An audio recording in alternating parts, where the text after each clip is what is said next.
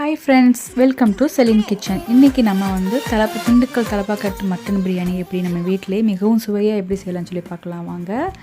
அதுக்கு நம்ம வந்து பிரியாணி மசாலா வந்து ஃபஸ்ட்டு நம்ம அரைச்சி எடுத்துருவோம். பிரியாணி மசாலா கடையில் வாங்கின பிரியாணி மசாலா தேவையில்லை. அதுக்கு தேவையான கார்லிக்கு இந்தளவுக்கு உரிச்சிக்குங்க. இஞ்சி இந்த ஒரு 3 துண்டு எடுத்துக்குங்க. ஒரு ஆனியனை சும்மா கட் பண்ணி எடுத்துக்குங்க ரஃபாக. பட்டை, ஏலக்காய், கிராம்பு, ரெட் சில்லி. அதுக்கப்புறம் ரெட் சில்லி வந்து நீங்கள் சும்மா ரஃபாக உடச்சிங்கன்னா அந்த மாதிரி எனக்கு அந்த க்ரஷ்டு சில்லி இருந்துச்சு, அதை நான் யூஸ் பண்ணுறேன், சில்லி ஃப்ளேக்கு. இப்போ இதை எல்லாமே வந்து நான் ஒரு மிக்ஸி ஜாருக்குள்ளே ஃபுல்லாக போட்டுடலாம். இது வந்து நம்ம பிரியாணி மசாலா கடையில் வாங்கின பிரியாணி மசாலா நம்ம யூஸ் பண்ண தேவையில்லை. இந்த பேஸ்ட்டு தாங்க நம்ம இதை வச்சு நம்ம வெறும் மிளகாத்தூள் மல்லித்தூள் போட்டு நம்ம அந்த பிரியாணி அதே டேஸ்ட்டில் திண்டுக்கல் தலப்பாக்கட்டு பிரியாணி எப்படி என்ன டேஸ்ட் இருக்குமோ அதே டேஸ்ட்டில் நம்ம செய்யலாம். என்னன்னா அவங்க வந்து சீரக சம்பா அரிசி யூஸ் பண்ணுவாங்க, நம்ம பாஸ்மதிக் அரிசி வச்சு செய்ய போகிறோம். உங்களுக்கு சீரக சம்பா அரிசி கிடைச்சதுன்னா அதை வச்சு நீங்கள் செய்யுங்க. ஆனால் மிகவும் சுவையாக இருக்கும். நீங்கள் ஒரு முறை ட்ரை பண்ணி கூட பாருங்கள் வீட்டில்.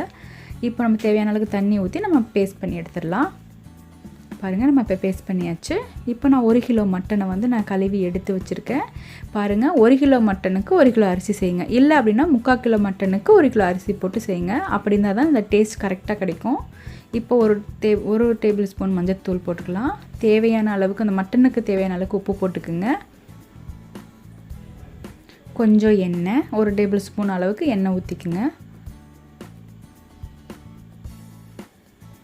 அவ்வளோ. அப்புறம் நம்ம வந்து அந்த பேஸ்ட்டை அரைச்சி வச்சோம்லங்க, அந்த பேஸ்ட்டை வந்து ஒரு 1.5 டேபிள் ஸ்பூன் பேஸ்ட் வந்து அது கூட ஆட் பண்ணிங்க. இந்த மட்டன் கூட போட்டுருங்க. இந்த பேஸ்ட் வந்து போட்டு நம்ம வேக வைக்கும்போது அந்த மட்டன் வந்து வேகும்போது அந்த ஸ்மெல் வந்து நம்மளை ரொம்ப தூண்டும், அந்தளவுக்கு இருக்கும். இப்போ தேவையான அளவுக்கு அந்த மட்டன் வேகிற அளவுக்கு மட்டும் தண்ணி ஊற்றிட்டு ஒரு 10 விசில் 12 விசில் வந்து விட்டு எடுத்துருக்குங்க. இப்போ நல்லா மிக்ஸ் பண்ணிவிட்டு மூடி போட்டு க்ளோஸ் பண்ணிட்டு ஒரு 12 whistle to 10 whistle to 12 whistle வந்து வச்சு எடுத்துருங்க. பாருங்கள், எனக்கு இப்போ மட்டன் வெந்தாச்சு.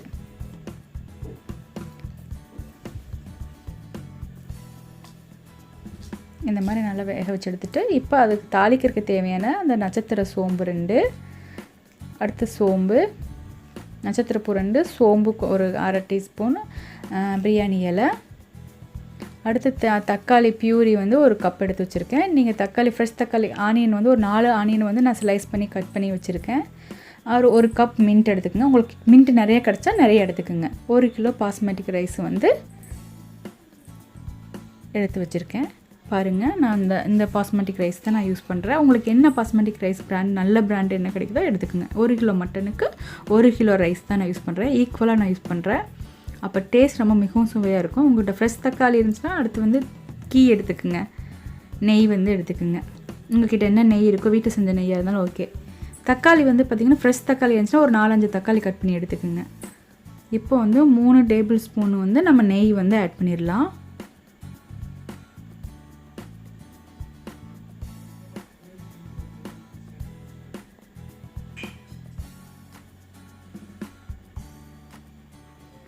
இப்போ நம்ம தேவையான அளவுக்கு ஒரு 1/2 கப் அளவுக்கு நம்ம எண்ணெய் சேர்த்துக்கலாம். இது 2 சேர்ந்து கொஞ்சம் நல்லா ஹீட் ஆனதுக்கப்புறம் நம்ம தாளிக்கு எடுத்து வச்சுருக்க எல்லாத்தையுமே சேர்த்து போட்டுடலாம்.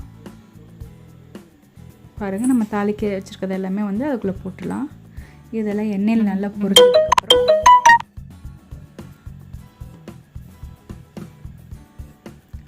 அந்த மின்ட்டு போட்டுருங்க. நல்லா மின்ட்டு வந்து உங்கள்கிட்ட நல்லா நிறைய ஒரு கட்டு கிடச்சின்னா ஒரு கட்டுமே போடுங்க. கொத்தமல்லி இருந்தாலும் போடுங்க. இப்போ வந்து நான் வெங்காயம் போட்டேன். மின்ட்டு போட்டதுக்கப்புறம் வெங்காயம் போட்டுட்டு அது நல்லா வதங்கினதுக்கப்புறம் நான் வந்து தக்காளி போட்டேன். நீங்கள் வந்து ஃப்ரெஷ் தக்காளி வந்து நறுக்கி வச்சுருந்தீங்கன்னா ஒரு 4 தக்காளி பக்கம் நறுக்கி போட்டுக்குங்க. அது எல்லாமே நல்லா வதங்கினதுக்கப்புறம் கொத்தமல்லியும் சில்லி பவுடரும் ஆட் பண்ணிக்கிறேன். கொத்தமல்லி 2 டேபிள் ஸ்பூனும் சில்லி வந்து உங்கள் காரத்துக்கு தகுந்த மாதிரி 2 டேபிள் ஸ்பூன் ஆட் பண்ணிக்கோங்க. வேறு எதுவும் பிரியாணி மசாலாலாம் ஆட் பண்ண வேண்டாம். அந்த பேஸ்ட்டு மட்டும் கொஞ்சம் நிறைய எடுத்துக்குங்க. அந்த சாப்பாடு 1 கிலோ செய்கிறீங்கன்னா அந்த 1 கிலோ அளவாக பேஸ்ட் எடுத்துக்குங்க. இப்போ வேக வச்ச மட்டன் நம்ம வந்து ஆட் பண்ணிடலாம்.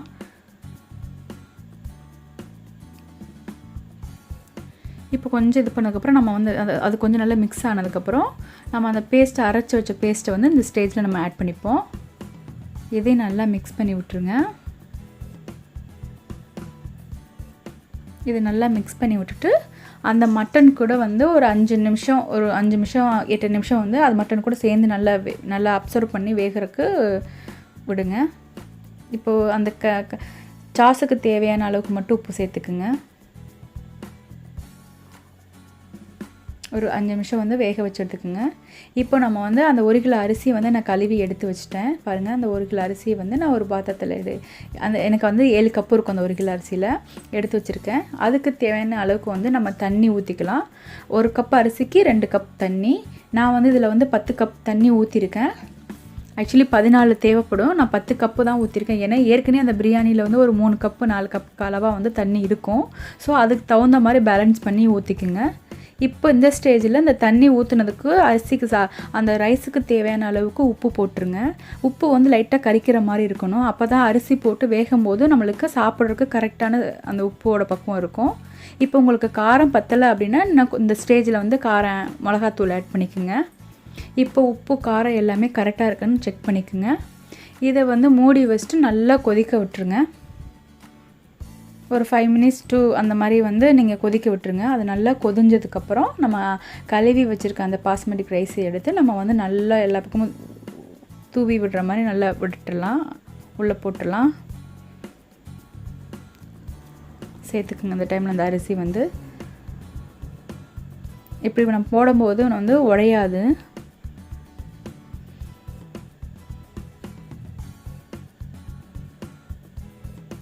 இந்த மாதிரி நம்ம போட்டுட்டு இதை வந்து நான் ஒரு டைம் மட்டும் லைட்டாக மிக்ஸ் பண்ணி விட்டுட்டு அதில் எல்லாமே மிக்ஸ் பண்ணுற அளவுக்கு மிக்ஸ் பண்ணி விட்டுட்டு நீங்கள் மூடி வச்சுருங்க. மூடி வச்சிட்டிங்கன்னா ஒரு 10 நிமிஷம் பாஸ்மதிக் வேகமாகவே வெந்துடும். ஒரு 10 to 15 நிமிஷத்துக்குள்ளே வெந்தால் போதும். அது நல்லா தம்மில் போடுற மாதிரி போட்டுருங்க. அந்த ஆவி எதுவும் வெளியில் போகாத அளவுக்கு பார்த்துக்குங்க. அந்த மாதிரி தம்மில் இப்போவே போட்டுருங்க. சில பேர் வந்து வெந்ததுக்கப்புறம் லாஸ்ட்டாக தம்மில் போடுவாங்க. நீங்கள் இந்த டைமில் போட்டிங்கனாலே கரெக்டாக 5 மினிட்ஸ் 10 மினிட்ஸ்லேயே அப்படி கரெக்டாக வந்துடுங்க.